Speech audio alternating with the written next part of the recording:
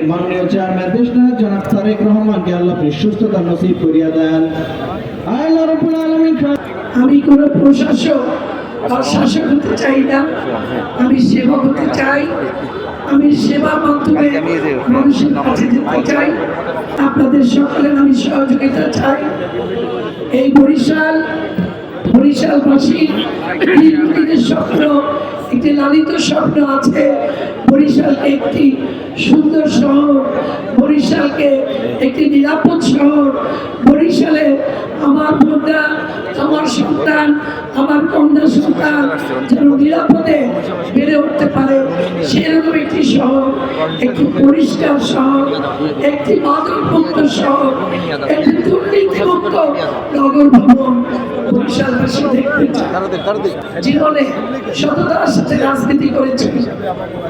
৪৫ বছরের রাজনীতি জীবনে কোনো অন্যায় আমাকে স্পর্শ করতে পারেনি।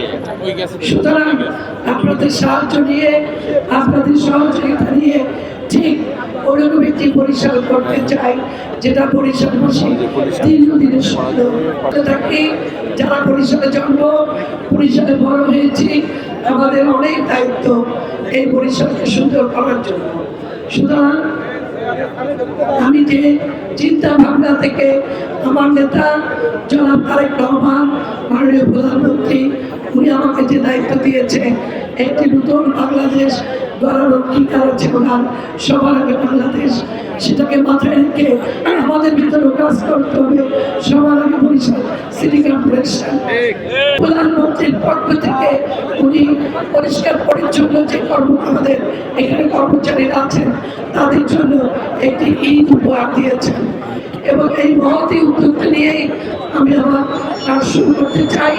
কারণ শহর পরিষ্কার থাকলে আমাদের মন পরিষ্কার থাকবে, আমাদের পরিবেশ পরিষ্কার থাকবে, আমাদের আলো বাতাস, আমাদের আবহাওয়া পরিষ্কার থাকবে, আমরা একটা সুন্দর পরিষ্কার তৈরি করতে পারবো।